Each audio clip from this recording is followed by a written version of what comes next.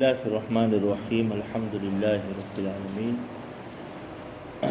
اللہم صلی وسلم مبارک علی سیدنا و نبینا محمد وعلی آلہ و اصحابہ اجمعین اما بعد واما ما عرف بالاجماع فحکمہ حکم ما ثبت بالنص فی جواز القیاس علیہ علی التفصیل الذی قدمتہ فی النص۔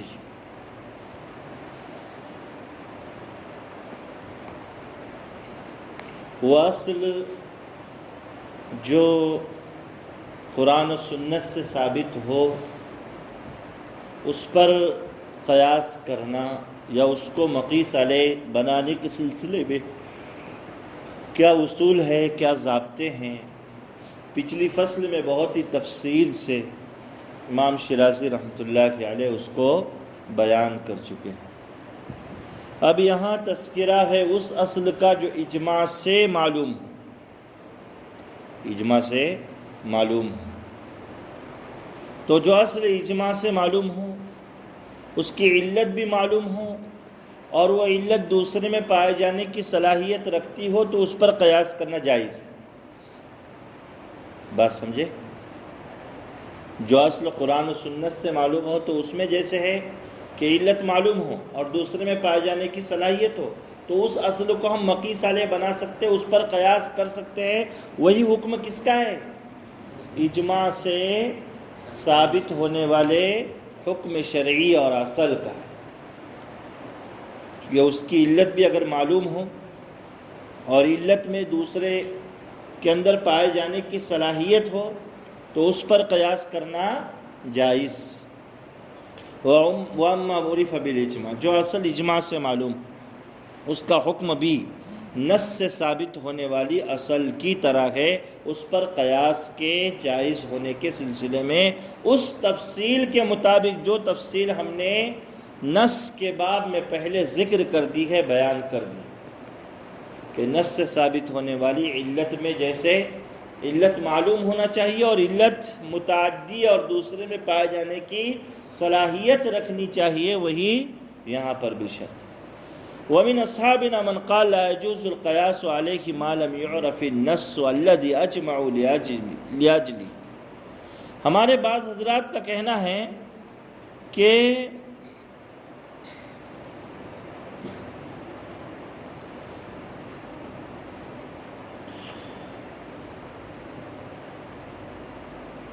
اجماع سے ما لم يعرف النص الذي اجمع لاجله، اجماع سے ثابت ہونے والی اصل پر اس وقت تک قیاس نہیں کر سکتے جب تک کہ یہ معلوم نہ ہو کہ اجماع کرنے والوں نے کس نص کی بنیاد پر اجماع کیا۔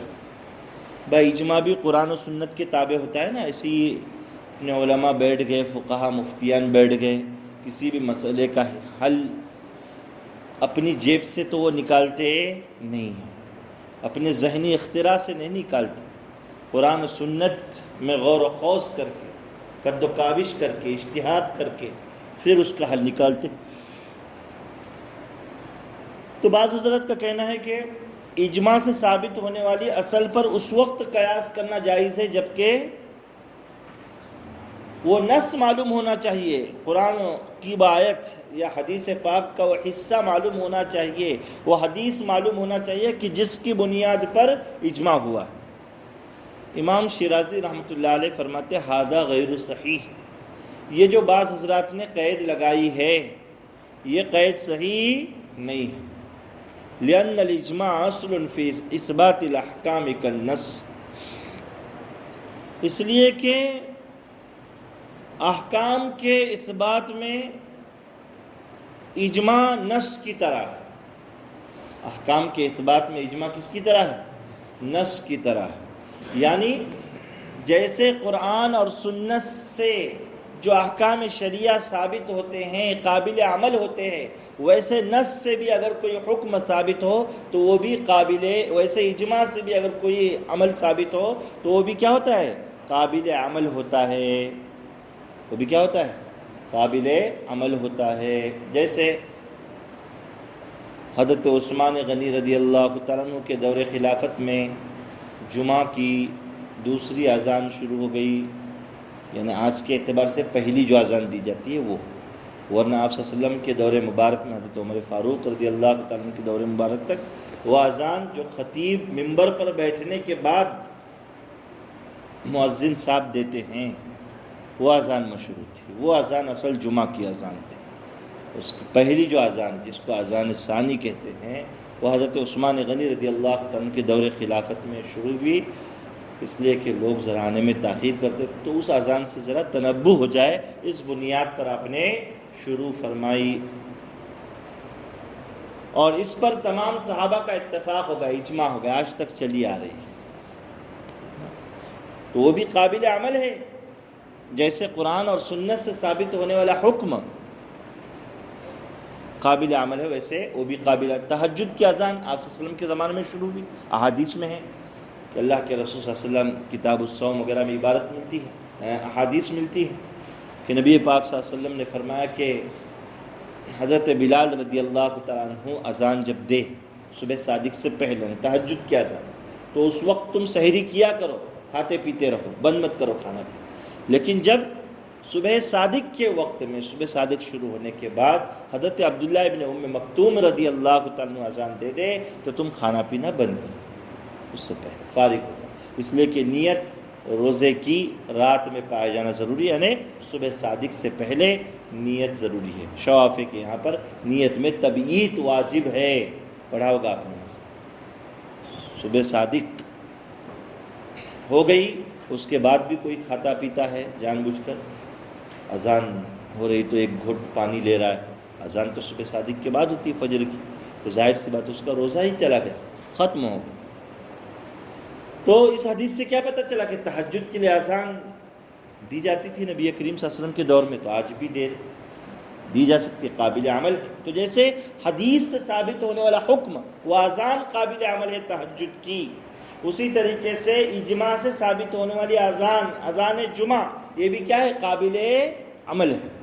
تو جب قابل عمل ہے تو یہ شرط لگانا بعض حضرات کی طرف سے کہ نہیں کس بنیاد پر ان علماء نے اجماع کیا ہے وہ معلوم ہونا چاہیے، وہ کیوں معلوم ہونا چاہیے؟ جب اجماع کو آپ تیسرے نمبر کی دلیل شرعی مانتے ہیں اور کوئی حکم مجمع علیہ ہے تو اس سے ثابت ہونے والے حکم کو آپ کو ماننا ہے، چاہے ان علماء اور مفتیان نے کیوں اجماع کیا ہے وہ آپ کو پتہ نہ ہو، یہ پتہ ہونا کوئی معلوم ہونا کوئی ضروری نہیں۔ بات سمجھے؟ یہ ہے معاملہ۔ لأن الاجماع اصل في اثبات الاحکام كالنص فاذا جاز القياس على ما ثبت بالنص جاز على ما ثبت بالاجماع۔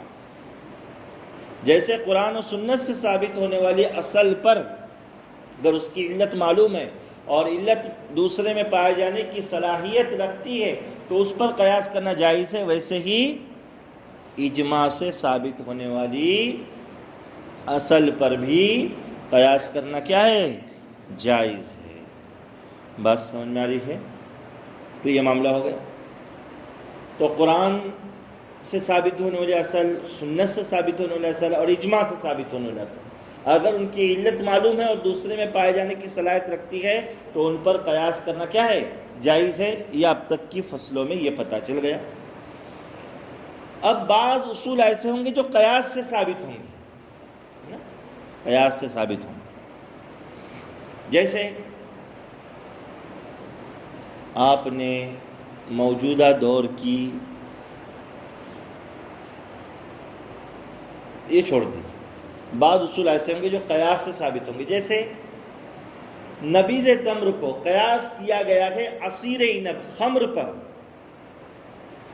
اور چونکہ نبیذ تمر میں بھی کیا ہے؟ نبیذ تمر میں بھی نشہ ہے، تو خمر کے نشے کی وجہ سے اس میں جیسے حرمت کا حکم آیا ہے ویسے نبیذ تمر بھی حرام ہے۔ تو نبیذ تمر حرام ہے قیاساً، کیسے حرام ہے؟ قیاساً علی عصیر العنب اذا اشتد علی الخمر، قیاس کرتے ہوئے کس پر؟ خمر پر۔ تو اب ایک سوال پیدا ہوتا ہے کہ قیاس سے اگر کوئی حکم شرعی معلوم ہوا ہے اس کو اگر ہم اصل بناتے ہیں تو کیا کچھ نئے مسائل کو اس پر بھی قیاس کر سکتے ہیں؟ تو کہتے ہیں کہ دیکھیں جمہور کے یہاں پر علت اگر متحد و مشترک تو قیاس کرنا جائز ہے۔ مثلا موجودہ دور کی بیئر ہے یا وسکی ہے یا جو بھی لیٹسٹ یہ نشہ آور مشروبات ہیں، نشہ لانے والی شرابیں دور جدید جو بھی نام ہو، اس کی برانڈی جو بھی نام ہو، تو ان کو ہم نبیذ تمر پر قیاس کر سکتے ہیں اور یہ کہہ سکتے ہیں کہ نبیذ تمر کو عصیر عنب پر قیاس کیا گیا نشے کی علت کی وجہ سے، تو جیسے عصیر عنب حرام نشے کی بنیاد پر اذا اشتد والا، ویسے ہی نبیذ تمر بھی حرام، اور نبیذ تمر پر ہم نے قیاس کیا ہے موجودہ دور کے نشاور مشروبات کو، وسکی کو، بیئر کو، تو اس میں بھی نشہ ہے، لہذا نبیذ تمر کی طرح یہ بھی حرام، آپ ایسا کہہ سکتے ہیں۔ اب اس میں کیا ہو گیا؟ خمر ہے اصل اول، خمر کیا ہے؟ عصیر عنب اذا اشتد، یہ کیا ہے؟ اصل اول۔ نبیذ تمر ہے اصل ثانی اور فرع اول، اصل اول کو دیکھتے ہوئے فرع اول، اصل اول کی فرع ہے لیکن اصل ثانی بھی ہے، کس کے لیے؟ بیئر کے لیے، اور بیئر فرع ثانی ہے، بیئر کا ہے فرع ثانی۔ تو علت اگر متحد ہے تو قیاس کرنے میں کوئی حرج نہیں، اس پر تمام اصولیین کا اتفاق ہے، لیکن علت اگر کوئی بدل دے، کس کی؟ قیاس سے ثابت ہونے والے حکم کی اگر کوئی علت بدل دے تو علت کے بدلنے کے بعد، علت کے بدلنے کے بعد کیا اب قیاس کر سکتے ہیں کسی نئے حکم شرعی کو قیاس سے ثابت ہونے والے اس اصل پر؟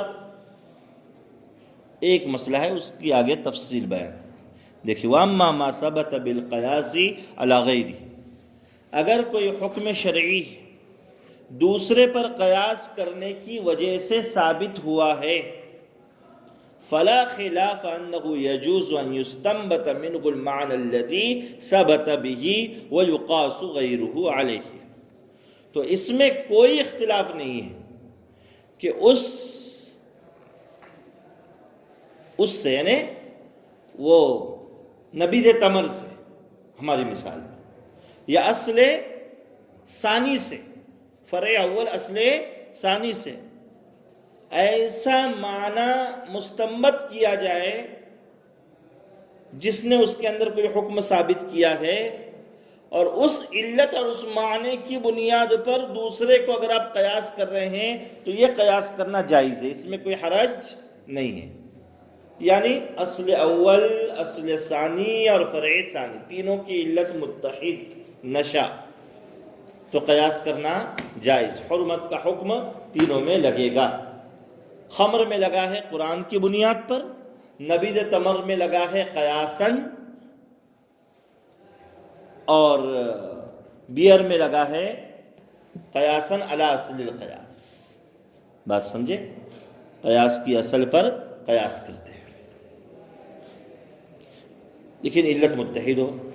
اب آگے وہی سوال اٹھا رہے ہیں، وَهَلْ يَجُوزُ أَن يُسْتَنبَطَ مِنْهُ مَعْنَى غَيْرِ الْمَعْنَى الَّذِي قِيسَ بِهِ عَلَى غَيْرِهِ، کیا یہ ممکن ہے کہ ہم اصل ثانی سے کوئی ایسا معنی نکالیں کہ جو اس علت کے علاوہ ہے جس کی بنیاد پر اصل ثانی میں کوئی حکم آیا ہے، جس کی بنیاد پر اصل ثانی میں کوئی حکم آیا ہے، اس علت کے علاوہ کوئی اور معنی نکال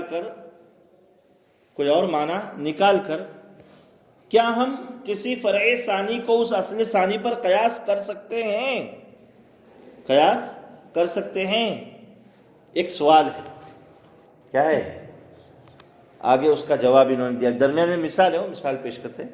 فیہ وجہان، اس میں دو مسلک ہے، بعض حضرات کہتے ہیں جائز اور دوسری جماعت کہتی ہے جائز نہیں ہے۔ امام شیرازی نے التبصرہ جو اللمع سے پہلے کتاب لکھی تھی اس میں جواز کی تائید کی تھی، کس کی؟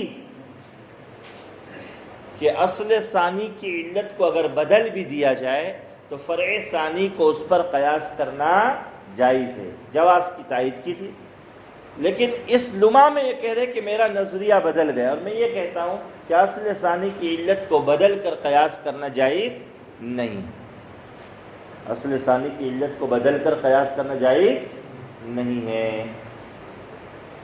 بات سمجھے؟ جیسے مثال دیکھیے، بھائی حدیث پاک میں برن گیہوں کو کیا کیا گیا؟ اشیاء ربویہ کے اندر شامل کیا گیا۔ کس میں؟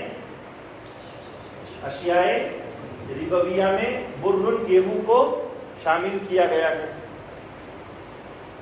اور اس میں ربا کا حکم ثابت ہے۔ کس کا حکم ثابت ہے؟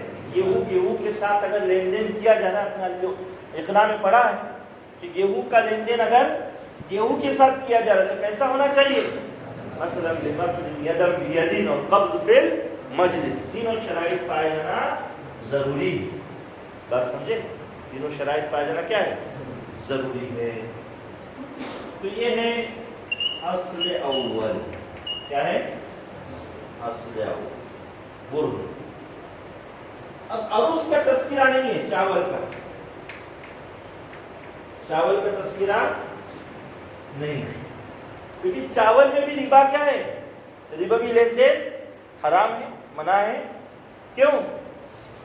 اس لیے کہ گیہوں میں ربوی لین دین کے حرمت کی علت کیا ہے؟ طعمیت، اس کا غذا کھایا جانا، طعمیت۔ تو وہی طعمیت کس میں پایا جا رہا ہے؟ اور اس میں، تو اس میں بھی ربوی لین دین کیا ہوگا؟ حرام۔ تو یہ کیا ہے؟ اصل اول کے اعتبار سے فرع اول، فرع اصل اول۔ اور اب مان لو دال کو لیتے، عدس، مونگ کی دال ہو یا مسور کی دال ہو، تو عدس کس کو لیتے ہیں؟ عدس، دال۔ اس میں بھی ربوی لین دین کیا ہے؟ حرام۔ دال کا دال کے ساتھ اگر تبادلہ ہو رہا ہے تب بھی کیسا ہونا چاہیے؟ مثل بالمثل، یدم بیدن اور قبض فی الانثى پر۔ جی، لیکن یہ جو ہے نا عدس کو ہم کس پر قیاس کر رہے ہیں؟ عروس پر۔ اور علت اگر متحد ہے، علت کیا ہے؟ متحد، یعنی طعمیت کی علت، تب تو یہ قیاس کرنا جائز۔ یہ قیاس کرنا کیا ہے؟ جائز۔ تینوں میں ایک ہی علت، طعمیت طعمیت طعمیت، اور ربوی لین دین حرام حرام حرام، تینوں میں بھی ایک۔ اب مان لو کوئی عروس کی علت جو طعمیت ہے اس کو تبدیل کر دے، کیا کر دے؟ اور یہ کہے کہ بھائی دیکھیے چاول ایک ایسی فصل ہے کہ جس کے نمو کے لیے، اگتے رہنے کے لیے اس کو تھوڑا بہت پانی ملنا ضروری ہے، پانی اس سے بالکل ختم نہیں ہونا چاہیے، ورنہ سوکھا پڑ جائے تو فصل بیکار ہوتی ہے، برباد ہوتی ہے۔ تو اس میں ایک علت ہے گویا کہ نبت لا یقطع الماء، ایسی فصل ہے کہ جس سے پانی منقطع نہیں ہونا چاہیے۔ یہ مان لو کوئی علت بنائے یہاں پر، اس کو نبت لا یقطع الماء عنہ،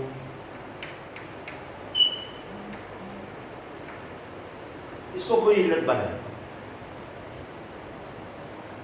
پھر اس پر جو ہے نا ایک پھول آتا ہے، نیلوفر اس کو کہتے ہیں عربی میں، اور اردو میں کہتے ہیں چافے کا پھول۔ دیکھا ہوگا نا پیلا پھول، دیکھے پیلا پھول، چافے کا پھول اس کو بولتے ہیں۔ چافے کا درخت نہیں دیکھے، پیلا پھول آتا ہے، وہ زکام وغیرہ کے لیے اس کو استعمال میں لایا جاتا ہے، کام میں لایا جاتا ہے۔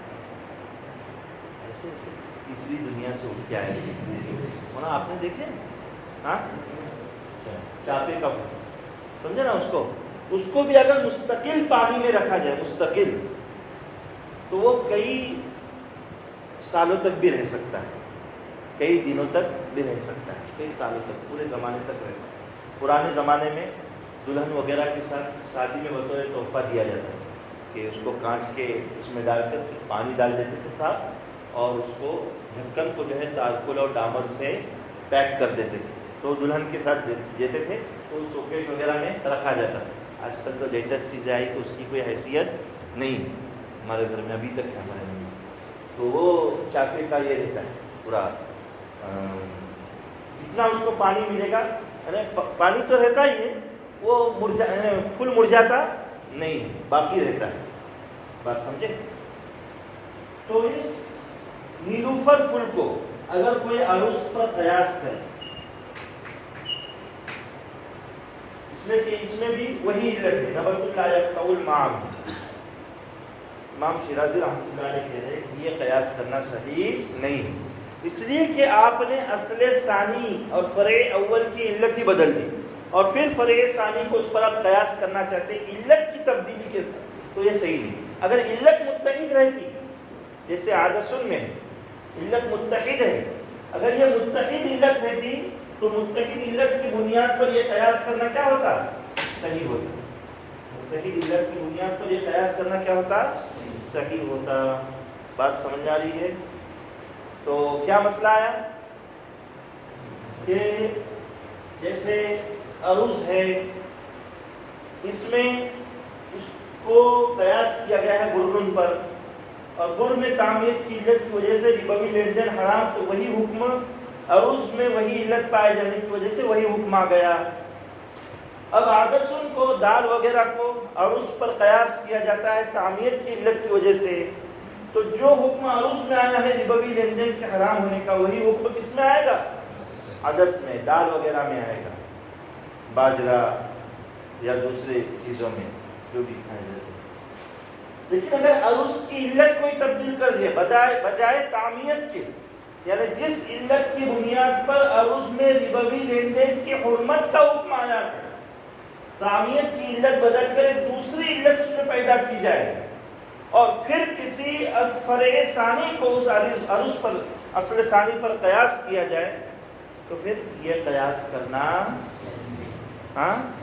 صحیح۔ بات سمجھے؟ امام شیرازی کہتے ہیں کہ اب میرا نظریہ یہ ہے اس کتاب میں کہ اس طریقے کا قیاس کرنا صحیح نہیں۔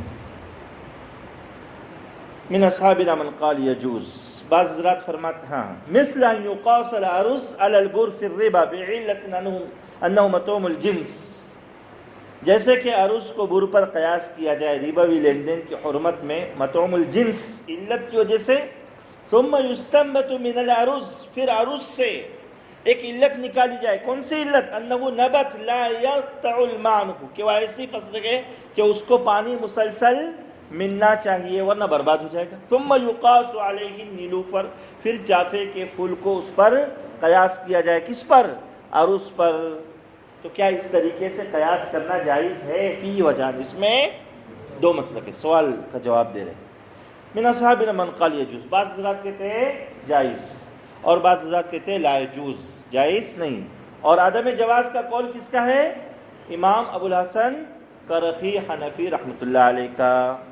اور امام شیرازی رحمۃ اللہ علیہ فرماتے ہیں کہ میں نے التبصرہ میں اس کے جواز کی تائید کی تھی، والذی یصح عندی الان انہ لا يجوز، لیکن اب میرے نزدیک کیا صحیح ہے اللمہ میں، کہ اصل ثانی کی علت بدل کر قیاس کرنا صحیح نہیں، فرع اول کی علت بدل کر قیاس کرنا صحیح نہیں ہے، لأنہ اثبات فی الفرع بغیر علت فی الاصل، اس لیے کہ یہ فرع ثانی میں ایسا حکم ثابت کرنا ہے ایسی علت کے بغیر، فرع ثانی میں حکم ثابت کرنا ہے اس علت کے بغیر جو اصل میں ہے۔ بھائی عروس کی اصل علت ہے تعمیت، اس علت کو بدل کر اب دوسری علت کے ذریعے سے اگر اس پر قیاس کرنا چاہے تو یہ قیاس کرنا صحیح نہیں ہے۔ وذالک، اس لیے کہ ان علت الاصل ہی الطعم، اصل کی علت یعنی برن کی علت کیا ہے؟ اصل تعمیت، اس بنا پر اس میں گیہوں میں ربوی لین دین حرام ہے۔ فمتى قسنا النیلوفر علیہ بما ذکرناہ، لیکن اگر ہم گیہوں کی علت بدل دیتے ہیں، یعنی عروس کو قیاس کرنے کے بعد عروس کی علت بدل دیتے ہیں، فمتا قسن النیلوفر علیہ کی، اور اس پر پھر نیلوفر پھول کو یعنی وہی چافے کے پھول کو قیاس کرتے ہیں، رددنا الفرع الى الاصل بغیر علت الاصل، تو گویا کہ ہم فرع کو اصل کی طرف اصل کی علت کے بغیر لوٹاتے ہیں، وہذا لا يجوز، اور اس کو کوئی جائز نہیں کہہ سکتا، یہ جائز نہیں ہے۔ علت اگر متحد ہے اصل اول کی، اصل ثانی کی اور فرع ثانی کی، تب تو ٹھیک ہے۔ علت اگر تبدیل ہو گئی تو یہ قیاس کرنا بھی صحیح نہیں ہے۔ آگے دیکھیے اس باب کی آخری فصل، وَأَمَّا مَا لَمْ يَثْبُتْ مِنَ الْأُصُولِ بِأَحَدِ هَذِهِ الطُّرُقِ، کہتے ہیں کہ اگر کوئی اصل ان ذرائع میں سے کسی ذریعے سے ثابت نہیں ہے، یعنی کون سا ذریعہ؟ قرآن سے، سنت سے، اجماع سے اور قیاس سے، اگر کوئی اصل ثابت نہیں ہے، او کان قد ثبت ثم نسخ، یا قرآن اور سنت سے ثابت تھی لیکن اس کا حکم کیا ہو گیا؟ منسوخ ہو گیا۔ جیسے ابتدا میں عورتوں کی عدت کتنی تھی؟ متوفانہ زوجہا کی عدت 1 سال، کتنی؟ متاعا الی الحول غیر اخراج، بعد میں پھر حکم بدل کر 4 مہینے 10 دن آ گیا غیر حمل کی عدت، 4 مہینے 10 دن آ گئے متوفانہ زوجہا کی۔ تو 1 سال والے جو آیت ہے اس پر قیاس کرنا جائز، یعنی اس کی اصل پر آپ قیاس نہیں کر سکتے، فلا يجوز القیاس، اس پر قیاس کرنا جائز نہیں۔ لأن الفرع انما يثبت باصل ثابت، اس لیے کہ فرع جو ہے اصل ثابت کے ذریعے سے ہی اس کا حکم ثابت ہو سکتا ہے۔ فَإِذَا كَانَ الْأَصْلُ غَيْرَ ثَابِتٍ، اگر اصل کا حکم ثابت نہ ہو، لم يجوز اثبات الفرع من جہتہ، تو فرع کو آپ اس توسط سے ثابت کر نہیں سکتے، ایسا ثابت کرنا آپ کے لیے جائز نہیں، اس توسط سے اور جہت سے آپ فرع کو ثابت نہیں کر سکتے۔ بات سمجھ میں آ رہی ہے؟ تو آخری فصل میں یہی چیز ذکر کر رہے ہیں کہ قرآن، سنت اور اجماع اور قیاس سے اگر وہ اصل ثابت نہیں، یا ثابت تو تھی لیکن وہ حکم منسوخ ہو گیا، یا وہ اصل ایسی ہے کہ اس کی علت معلوم نہیں ہے، یا علت تو معلوم ہے لیکن دوسرے میں پائے جانے کہ اس میں ثقت اور صلاحیت نہیں ہے، تو پھر ایسے چیز کو مقیس علیہ، ایسی اصل کو مقیس علیہ بنا نہیں سکتے، اس پر آپ کسی نئے حکم شرعی کو قیاس نہیں کر سکتے، نئے حکم شرعی کا دار و مدار اس پر نہیں رکھ سکتے ہیں۔ بات سمجھ آ رہی ہے؟ تو یہ پورے باب میں اصل کا بیان انہوں نے کر دیا، اصل کی شناخت، اصل کی تعریف، اس کی حقیقت، اور اسی طریقے سے جو ہے اس کی معرفت وغیرہ کرا دی ہے۔